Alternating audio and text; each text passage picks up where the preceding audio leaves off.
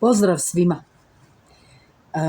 Ja se zovem Violeta Tomić, glumica sam i poduzetnica iz Ljubljane.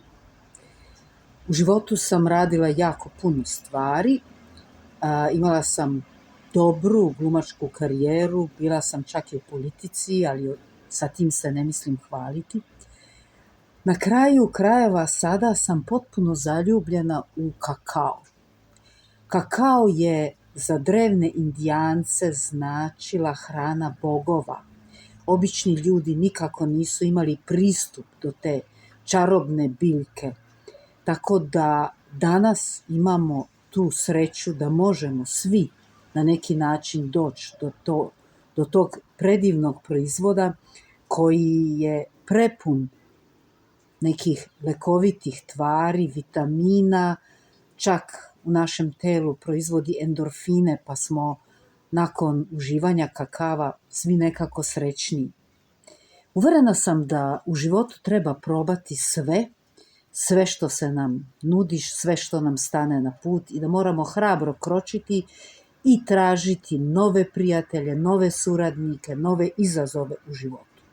I tako ja uvozim kakao iz Venezuele, iz pokrajine Chuao, za koju kažu da ima najbolji kakao na svetu.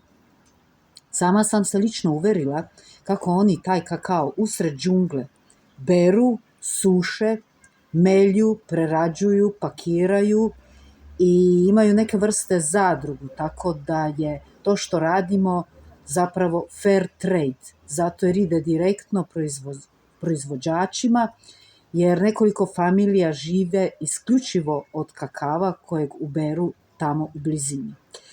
Taj kakao je potpuno ekološki, oni nikada nisu čuli za bilo kakve GSO-je ili kakve otrove, oni doslovno to beru u svojoj okolini i tamo ne možeš doći onako cestom jednostavno, nego prvo ideš neko vreme čamcem, a onda s nekim malim kamionetom do tog sela koje je baš romantično i njihov simbol je zapravo jedno veliki plod tog kakava. Tako da se ja sada bavim uvozom toga, nije lako, ali da je lako, svi bi to radili.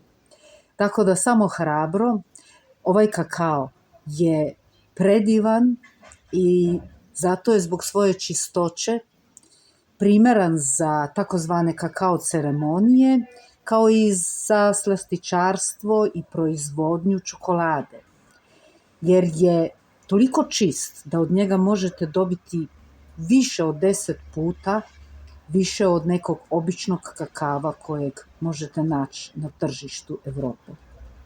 Tako da, ako vas slučajno moj kakao pozove, pozovite vi mene. Sada znate gde smo i kako smo. Pozdrav!